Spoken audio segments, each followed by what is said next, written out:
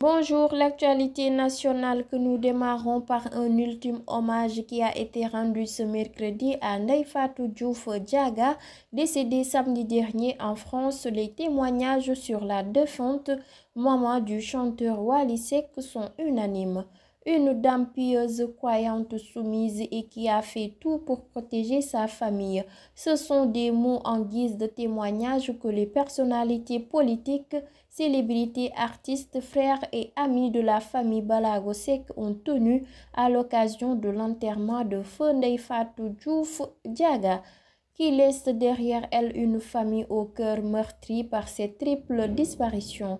Après ces témoignages, ils se sont encore associés à la douleur de la famille et prient pour le repos éternel de l'âme de celle qui repose désormais auprès de son époux Thione et sa fille Momy Seck. Au cimetière musulman de Yoff, renseigne Dakaractu. Nous présentons nos sincères condoléances à la famille Seck. Audience au palais de la République, le président Macky Sall a reçu ce mercredi le collectif des candidats recalés à la présidentielle du 25 février prochain. Une occasion pour Cheikh Bamba Dièye Aliou Sarr ici d'exposer au chef de l'État garant des institutions et du respect du calendrier républicain les manquements qu'ils ont constatés lors des parrainages. Ce collectif a été mis en place suite aux graves manquements notés dans le processus électoral et du parrainage. Nous avons exposé devant le chef de l'État ces irrégularités. Plus de 500 000 électeurs ont été signalés non identifiés sur le fichier électoral. Nous avons considéré que tout cela doit être exposé au président de la République pour qu'il intervienne en tant que garant des institutions, a déclaré le candidat de la coalition CAP 24, Aliou Sarr, rapporte Dakaractu. Par ailleurs, en dehors de ces irrégularités sur le système du parrainage et des créneaux exploités, les membres du collectif des candidats expoliés de leur parrainage ont abordé le cas de Bassirou Diomaye Faye.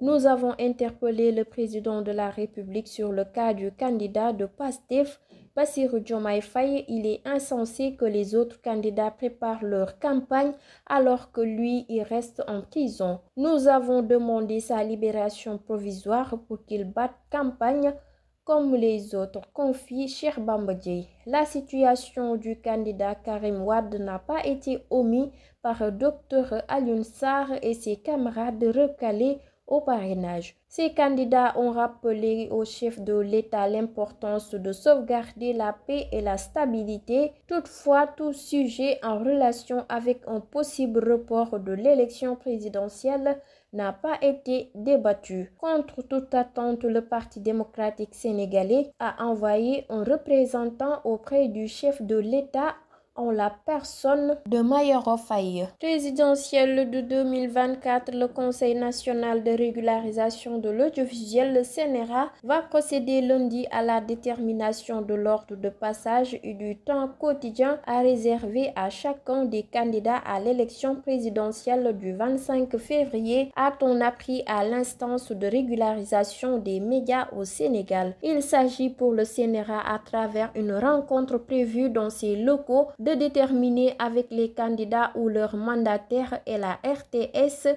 le temps quotidien à réserver à chaque candidat et de procéder au tirage au sort pour l'ordre de passage des candidats à l'émission consacrée à la campagne électorale diffusée par l'audiovisuel public, indique un communiqué parvenu par l'APS. En application des dispositions du code électoral, le CNRA invite les candidats à l'élection présidentielle figurant sur la liste arrêtée et publiée par le Conseil constitutionnel à participer ou à désigner leur mandataire pour représentation de cette réunion. La campagne électorale pour la présidentielle du 25 février s'ouvre le 4 février à partir de 0 heure. Le Conseil constitutionnel a publié samedi dernier une liste définitive de 20 candidats autorisés à briguer le suffrage des Sénégalais à l'occasion de l'élection présidentielle du 25 février. L'actualité nationale que nous terminons par la CAN 2023. Toutes les poules de la CAN 2023 ont rendu leur verdict et on connaît désormais tous les qualifiés pour les huitièmes de finale où on retrouvera un sacré Sénégal-Côte d'Ivoire. Cette fois, tout est bouclé, on connaît toutes les affiches des huitièmes de finale de la 34e édition de la Coupe d'Afrique des Nations. Après les derniers matchs de poule de ce mercredi déjà qualifiés, les Lions connaissent donc leur adversaire. L'équipe nationale du Sénégal affrontera la Côte d'Ivoire lundi à Yamoussoukro à 20h, renseigne 8 Sports. Parmi les grosses affiches des huitièmes de finale, un très indécis Nigeria-Cameroun dès ce samedi. Les indomptables battus par le Sénégal lors de la phase de groupe ne sont pas convaincus de cela mais seront plus que jamais redoutables. Un des grandissimes favoris au titre, le Maroc, jouera face à l'Afrique du Sud. C'était tout pour l'actualité nationale. Place maintenant à l'actualité internationale.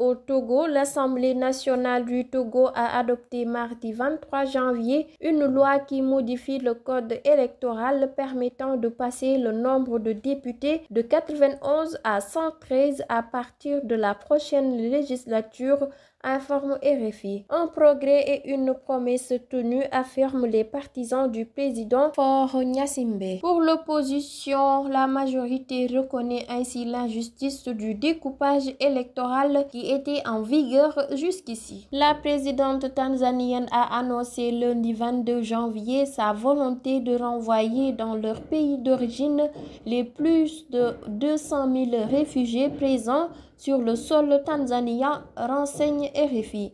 Si officiellement ces réfugiés doivent partir volontairement, la pression sur eux est de plus en plus forte. L'actualité internationale que nous terminons en Russie. Le président tchadien Mohamed Idriss Déby a rencontré ce mercredi 24 janvier le président russe Vladimir Poutine au Kremlin lors de sa visite officielle de 2 jours en Russie. À la sortie de leur tête-à-tête, Mohamed Idriss Déby et Vladimir Poutine ont échangé des déclarations chaleureuses. Nous suivons de très près la situation qui évolue dans votre pays et nous sommes heureux que vous ayez réussi à la stabiliser et nous ferons de notre mieux pour y contribuer, a déclaré le président russe à la sortie de leur entretien dans une vidéo relayée par les agences de presse russes. Je suis venu en tant que pays ami, un pays frère, un pays souverain qui veut renforcer ses relations avec un pays ami, lui a répondu le président de la transition tchadien, rapporte RFI. C'était tout pour l'actualité internationale. Place maintenant à l'actualité sportive.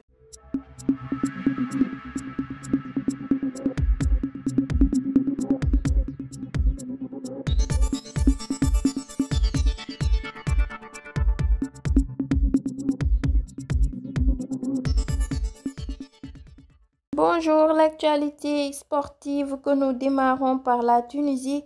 Obligée de gagner pour se qualifier, la Tunisie n'a pas fait mieux qu'un match nul, 0 but partout face à l'Afrique du Sud et est donc éliminée. Dans le même temps, la Namibie a accroché le Mali par le même score et verra les huitièmes de finale pour la première fois de son histoire, rapporte 8 Sports. Éliminé de la Coupe d'Afrique des Nations après la défaite de 1-0 lors de la 3e journée du groupe D face à la Mauritanie, le mardi 23 janvier dernier, l'Algérie se sépare désormais de son ex-entraîneur. La Fédération algérienne de football a officialisé la fin de l'aventure de Djamel Belmadi à la tête de l'équipe nationale de l'Algérie, renseigne 8 Sports. Terminons l'actualité sportive par la CAN 2023 alors qu'elle avait annoncé l'ouverture d'une enquête suite aux incidents notés lors de la fin du match entre le Maroc et la RDC Congo. La CAF a donné son verdict. La CAF a décidé de suspendre le sélectionneur du Maroc, Walid Regragui, pour 4 matchs dont 2 en sursis, a appris 8 sports. Il ne sera pas sur le banc ce soir pour le match comptant pour les huitièmes de finale et qui opposera le Maroc à la Zambie à 20h. C'était tout pour l'actualité sportive. Merci de suivre sur Sunugal ci Kanam. Je vous donne rendez-vous demain pour d'autres informations. D'ici là, prenez bien soin de vous.